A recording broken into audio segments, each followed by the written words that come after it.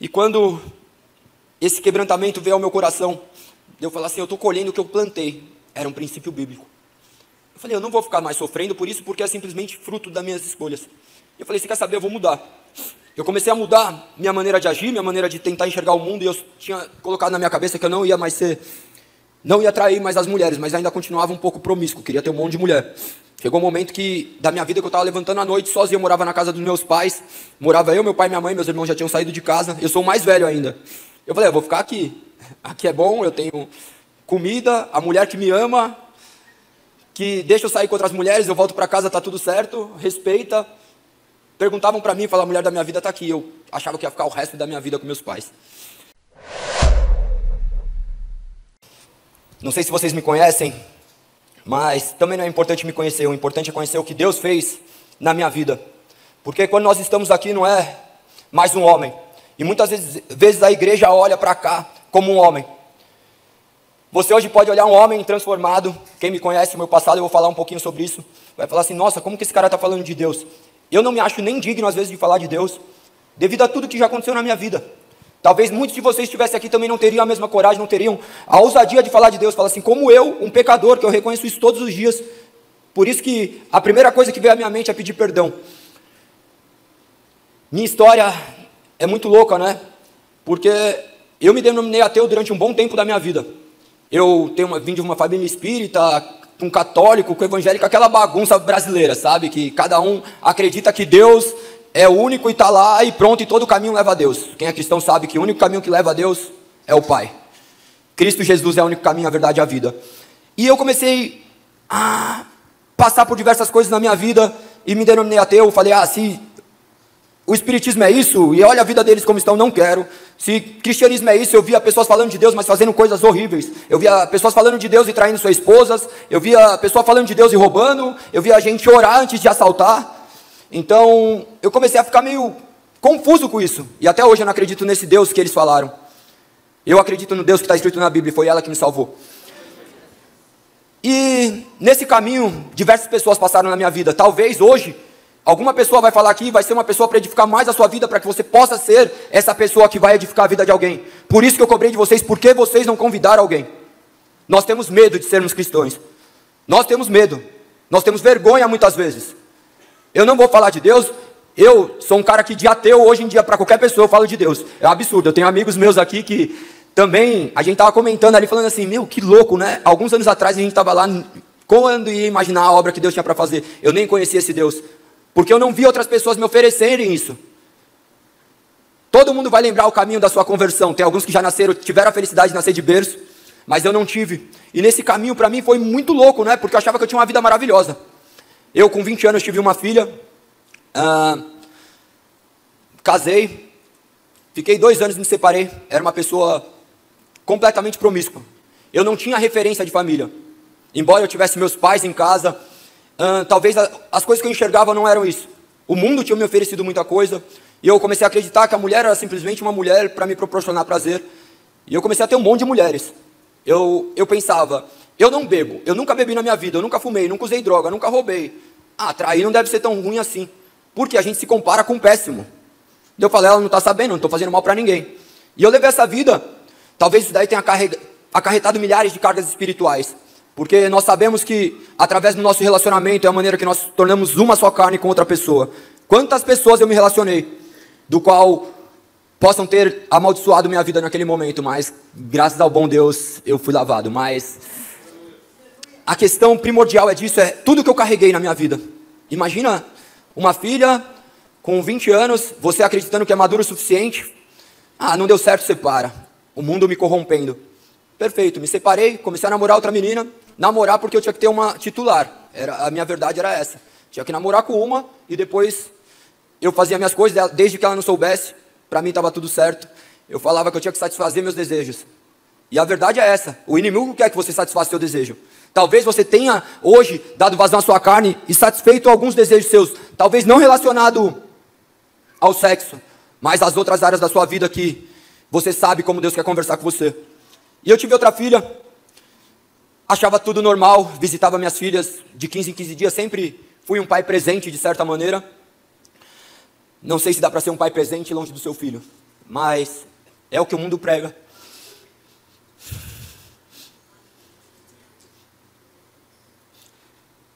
Quando eu tive minha outra filha, fruto de outro relacionamento, eu decidi não casar. Porque eu não tinha mais certeza que ia ser para sempre. Eu falei, já casei uma vez, casei numa igreja, nem sabia o que estava acontecendo. Eu falei, vamos casar, estava levando tudo de qualquer jeito. Tinha acabado de voltar do Japão.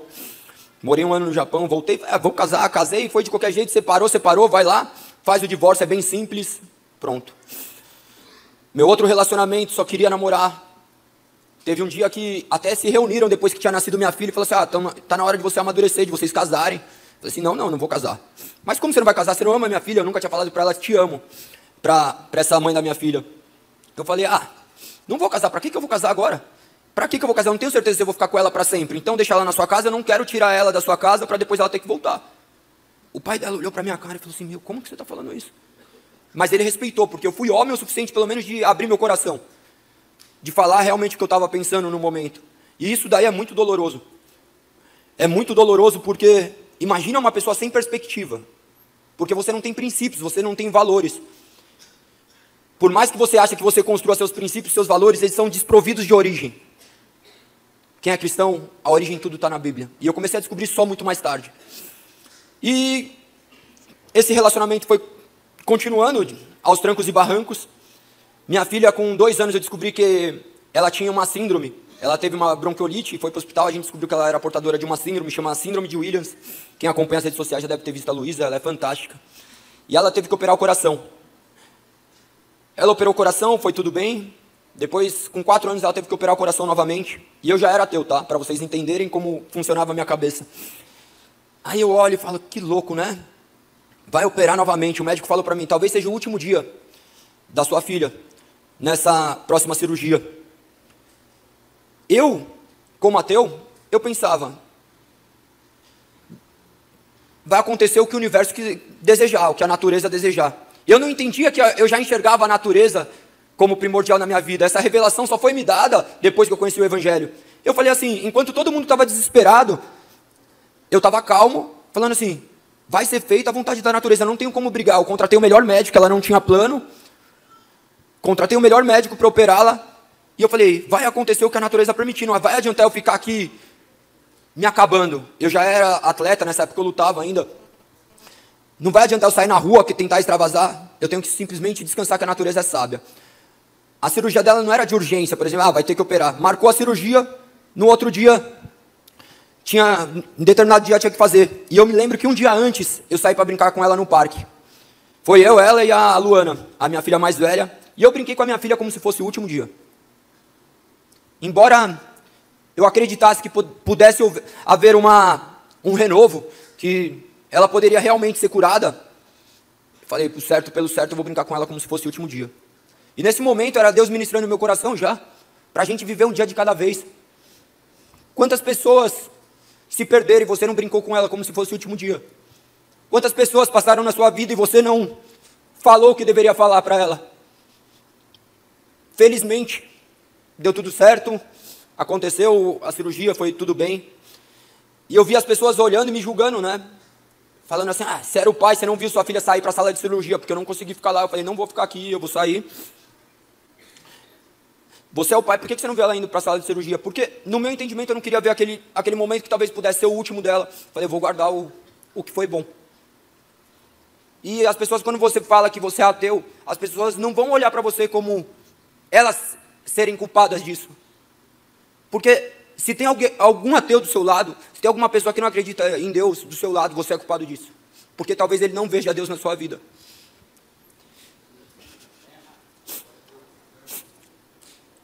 Esses momentos da minha vida me marcaram bastante.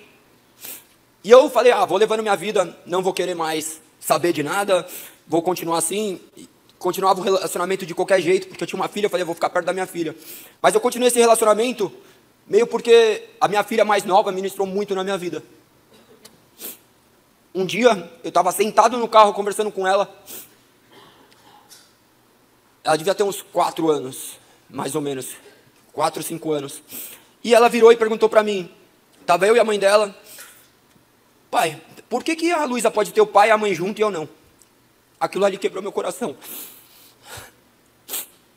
eu olhava e falando assim, que lixo que eu sou, né?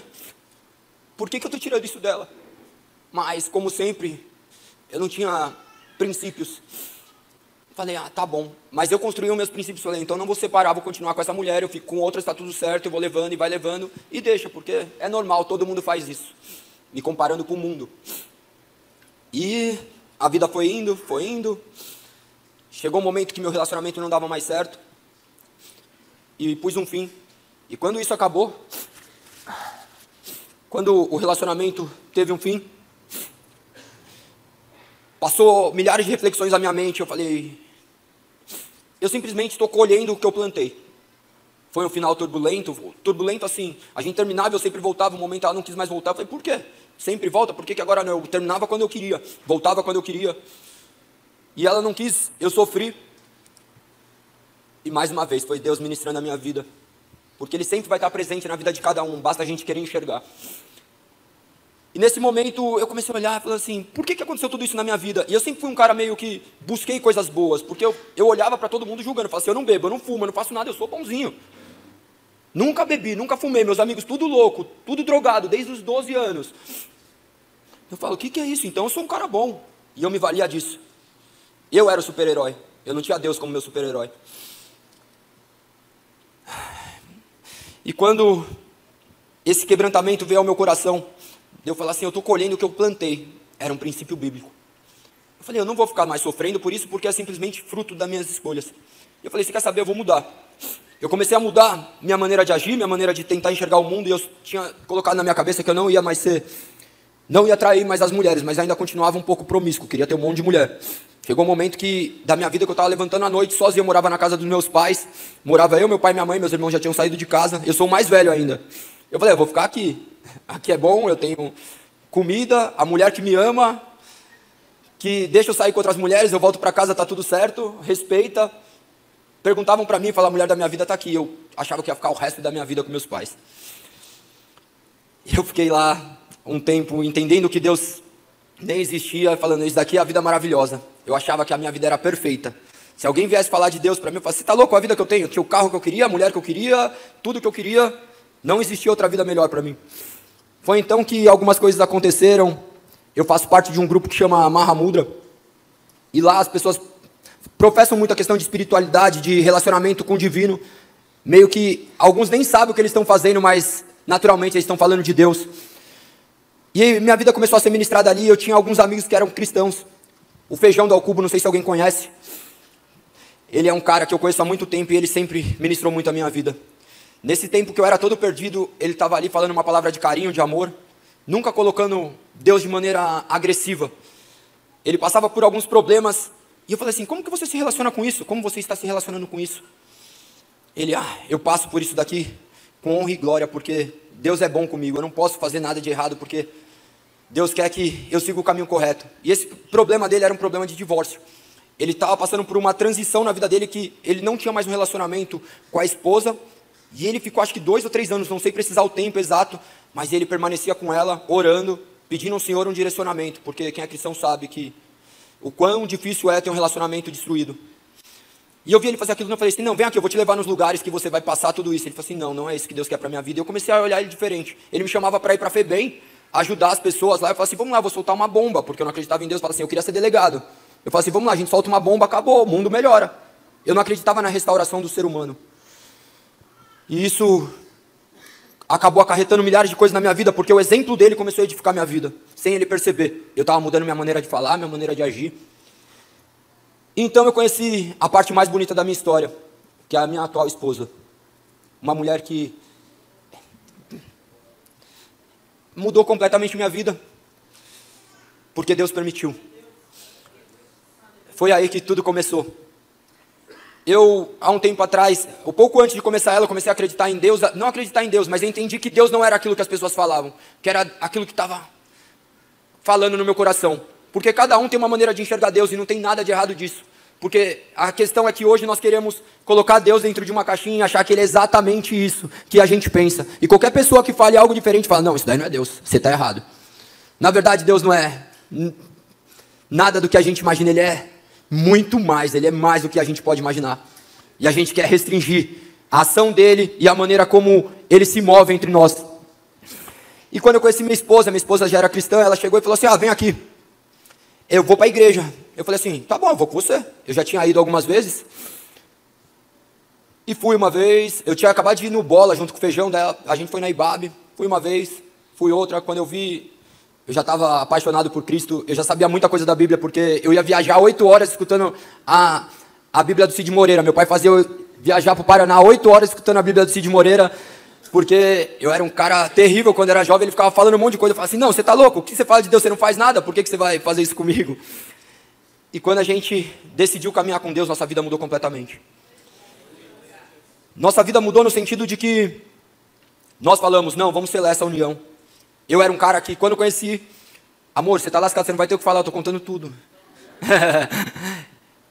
Quando ela me conheceu, eu não queria casar, não queria nada, mas Deus botou coisas no meu coração e através da vida dela, ela começou a ministrar a minha vida. E eu comecei a entender quais eram os propósitos de Deus, o que era uma família. Ela falava, não, você não pode morar na casa da sua mãe. Você tem que ter sua casa. Eu falei assim, para que ter minha casa? Ela tá louca, essa mulher. Não quero isso. Eu tive outros relacionamentos antes, as pessoas falavam assim, vamos ali ver o apartamento. Eu ficava dentro do carro. Eu falava assim, vamos, só para não contar que eu não queria fazer nada. E não foi ela que me fisgou, foi Cristo, porque Ele queria que hoje eu vivesse, que naquela época eu vivesse tudo isso para testemunhar hoje o que Deus fez e faz na minha vida todos os dias. Quando a gente começou a namorar, logo a gente viu que a gente tinha que casar. Falei assim, não, é isso que eu vou decidir para o resto da minha vida. Ela é minha escolha de todos os dias. Ela é minha escolha de hoje, de amanhã e para sempre, porque foi aí que eu formei uma família. Eu tinha meus filhos, mas eu formei uma família a partir do momento que eu tive uma união com ela e com Deus. É assim que se forma uma família, quando você tem como alicerce da sua casa Deus. Se você não tem Deus na sua família, você tem um companheiro, você não tem uma família ainda. É até meio estranho, né? Você fala, como que você vai falar isso? Porque no final é verdade, porque vocês se casam como seres humanos e vocês esquecem que vocês são seres divinos. Nós somos seres divinos. Você é um ser divino, você é especial. Agora eu vi porque minha voz estava baixa. Você é um ser especial e você pode mudar a sua vida e a vida das pessoas que estão ao seu redor. Quando a gente construiu nossa família, logo a gente teve um filho, logo a gente teve outro, e eu vejo minha família todos os dias. Eu tenho minhas filhas fora do meu casamento, que são minhas filhas amadas também, que cada vez mais elas entendem essa transformação e o que Deus tem feito em nossas vidas. Para elas ainda é um choque, né? Para a mais velha principalmente, olhar e falar assim, o que é isso? Não é isso que o mundo me ofereceu. E ela agora tem a oportunidade de receber algo de Deus dentro da casa dela. Ela vai chegar e ver uma família que professa aquilo que está escrito na Bíblia. Não se trata do que um homem fala aqui em cima do púlpito. Se trata do que Deus conversa comigo através da Bíblia. E todo mundo tem uma Bíblia que pode conversar com Deus. Quando a gente reclama que Deus não conversa com a gente, é a mesma coisa de você reclamar que você não recebe mensagem de alguém no seu celular porque seu celular está desligado. Se você abrir a Bíblia, você vai receber uma mensagem de Deus. Se você abrir sua Bíblia, você vai receber uma mensagem de Deus. Talvez você esteja hoje esperando uma mensagem de Deus através de pessoas, quando na verdade você sempre teve a mensagem dele nas suas mãos. Você fica esperando uma palavra profética, você fica esperando que alguém venha e ore pela sua vida. Nenhuma oração tem tanto poder quanto a sua. Deus sonda o seu coração, Ele sabe o que você está passando nesse momento. Você não veio aqui para se entreter, você veio aqui buscar a palavra de Deus, e com certeza Ele vai te dar um direcionamento. Ele vai te dar um direcionamento para onde você tem que caminhar, quais são os seus passos, porque Ele guia a minha vida. Eu falo que eu vivo pela graça mesmo, porque tudo que aconteceu na nossa vida, só Deus explica. Se eu ficar falando aqui, talvez para os outros pareçam coisas naturais, porque o milagre é muito individual. O que para mim é um milagre, para outra pessoa fala, lógico que não, você trabalhou, você conquistou. Para mim não é isso. Para mim, tudo que acontece é obra de Deus na minha vida. Desde quando eu nasci, desde todas as vezes que eu estava lá perdido, Deus estava cuidando de mim. Eu queria ser delegado para matar bandido. Eu cheguei aí para a prova oral, eu estudava bastante, e Ele não permitiu isso. Ele não permitiu por quê? Eu pensava assim, se eu tirar a vida de uns bandidos, se Deus gosta disso, Ele vai gostar, eu estou acabando com o mal do mundo. Só que o mal Ele quer restaurar.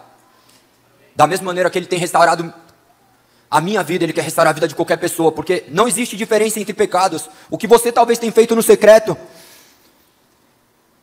Deus quer conversar com você nesse momento e falar que você não precisa nada disso.